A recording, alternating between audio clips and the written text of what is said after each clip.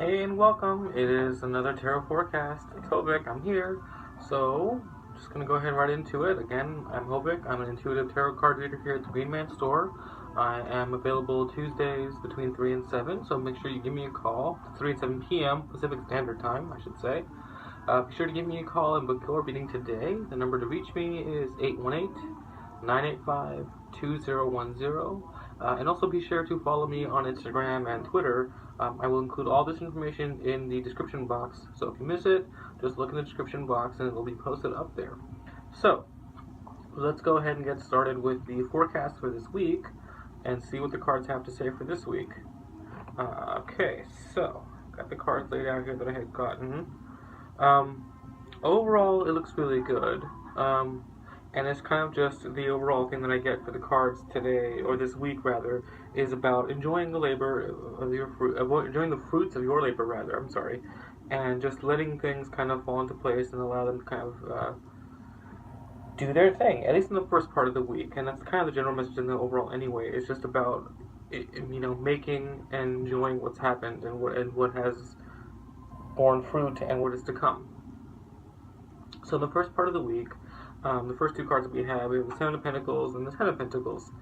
The Seven of Pentacles is about harvest, and it's about reaping your rewards. You planted the crops, and now they bear fruit, so it's time to collect your harvest, and see what you've got.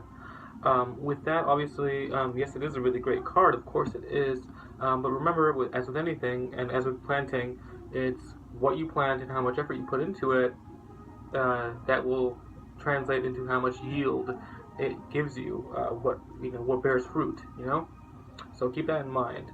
Now, with the other two cards, the Ten of Pentacles is the next card in the set. Ten of Pentacles is about investment. It's about enjoying the fruit of your labor. It's about abundance and family and sharing with people you love and enjoy and spending time with. So what that tells me with that is, again, with what you've invested and what you put into, you have worked hard on. Remember to thank others and thank those around you.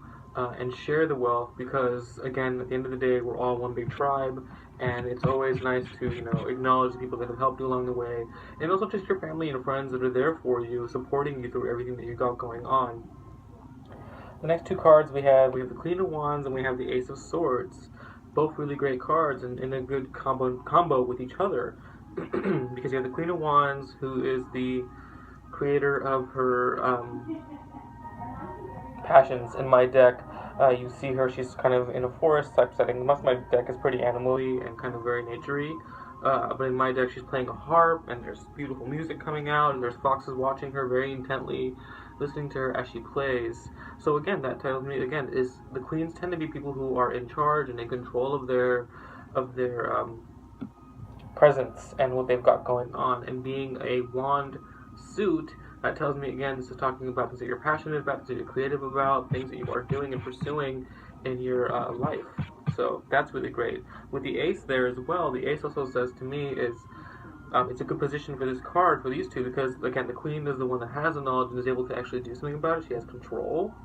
And the ace being the springing forth of new ideas and new things coming your way, and possibly a new business venture you might have.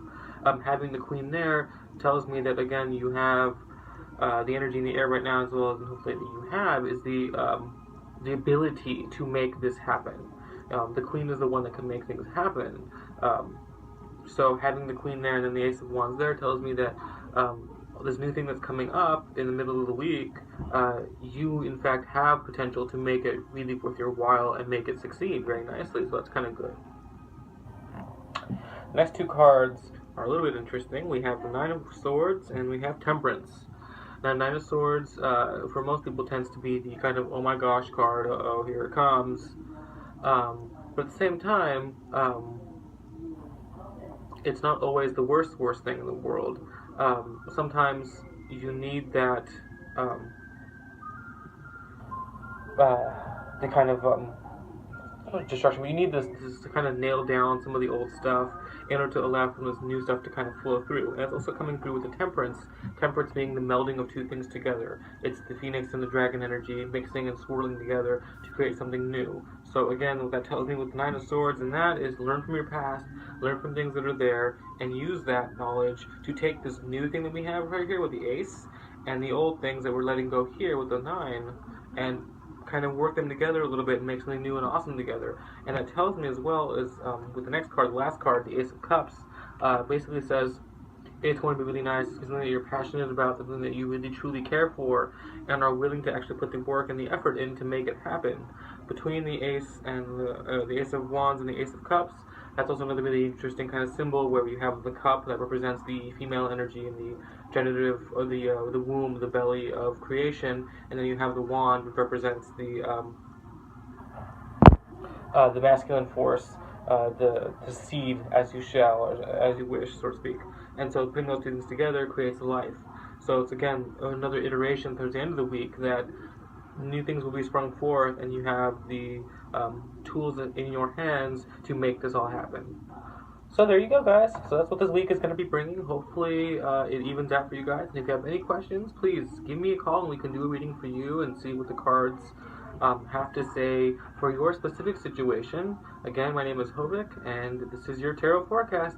See you next week, guys. Bye-bye.